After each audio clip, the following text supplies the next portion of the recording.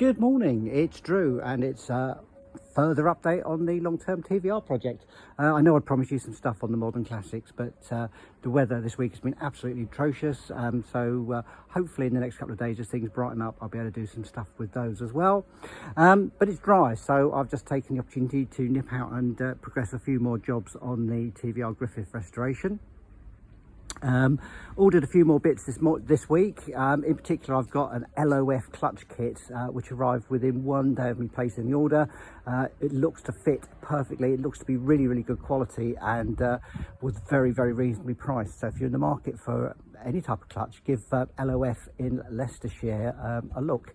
But I've taken off the flywheel, and as I say, it looks like the rear main seal is intact, so we're going to stick with the old adage, if it ain't broke, don't fix it. So we're going to leave that be. The flywheel, I did try to clear that up with, or clean it up rather, with a bit of wet and dry, but it was just so rusted on where the clutch plate had sat for something like 12 years in very damp conditions, that what I've done, I've taken it to a local engineering shop.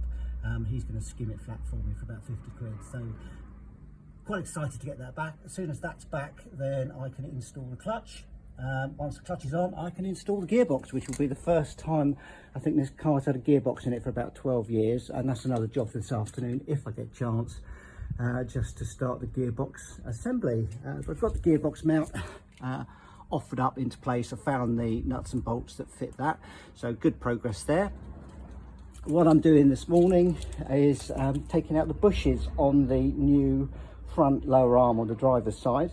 A bit of a battle, and as I'll tell anyone, I'm not a trained mechanic, but I did have the blessing of a grandfather who was an aeronautical engineer, so I learned a few engineering tricks, and this particular one is the old 10mm studding, a couple of nuts, a big socket, and then just wind the bushing out. It's been a bit of a battle so far, but I've pretty much got this one on the move.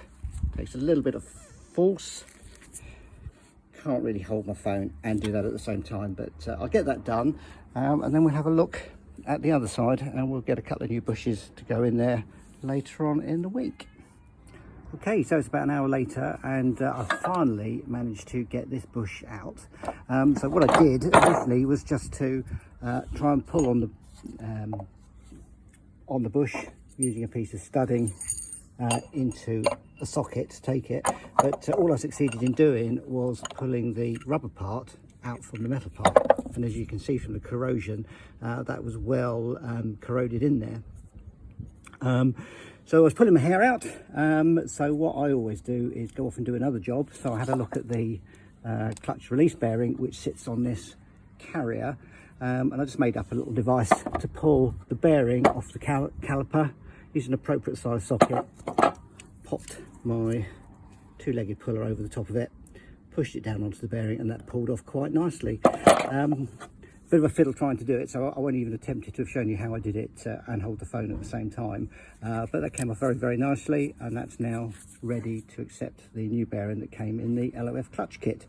About that time, my gorgeous wife came out with a cup of tea for me, so I had a bit of thinking time, and what I ended up doing was very carefully cutting a slot in the inner bush with a hacksaw.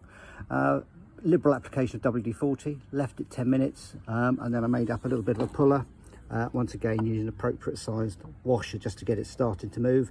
It began to move, and then I resorted to old-fashioned methods, which was, this is an old spark plug tool from Triumph TR7 Sprint, or Dolomite Sprint, and I just use that to lift out the bushing. So that's all done, that's ready to accept the new one, and then next one is over there. Not looking forward to that.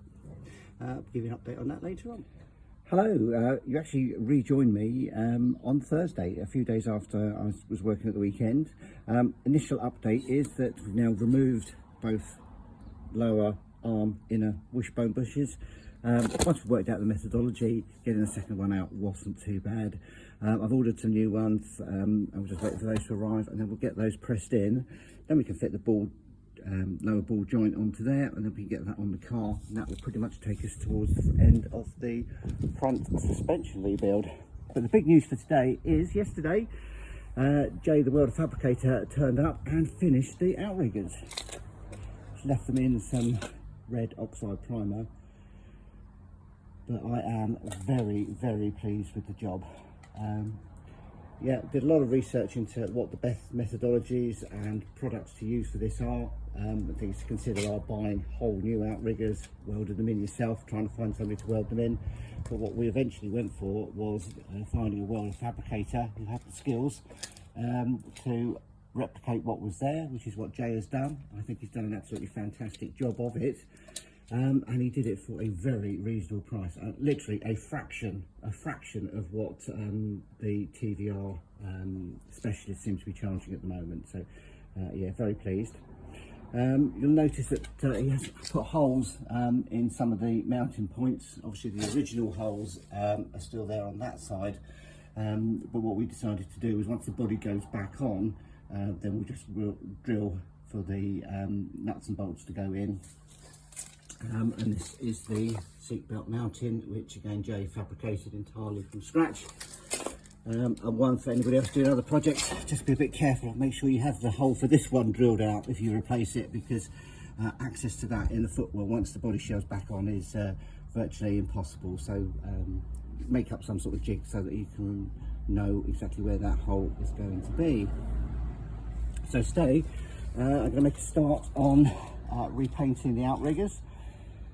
I've done a fair amount of research. I've been using hammerite and smoothite for 40 odd years and never ever had a problem with it, and that's very much mirrored by what I've read on the internet. People have done their outriggers with those, or sorry, done it with hammerite, and gone back to the job 5 years later to redo it and then found it's absolutely fine. So that's what I've been doing on the main chassis rails, and it's a good match for the original powder coat finish from TVR. So that's what I've been doing on the main ones. But on the outriggers, the criticism, if hammerite had one at all, or smoothite, was that it was a bit brittle and subject to stone chips. So what I'm going to do is leave it in the primer finish. I've got some zinc primer, which I'm going to back up the red oxide primer with. Then I'm going to stone chip it, and then I'm going to spray it silver to match the rest of the chassis. And that will be a job to today. It's quite cold at the moment. It's the middle of January in the UK, so I'll just massively increase all the drying time. So I'll be looking to put a coat of paint on, leave it for a day, and then come back and either do a second coat or move on to the next one. So there we go. Next update will follow fairly shortly. So if you like what we're doing, please hit subscribe.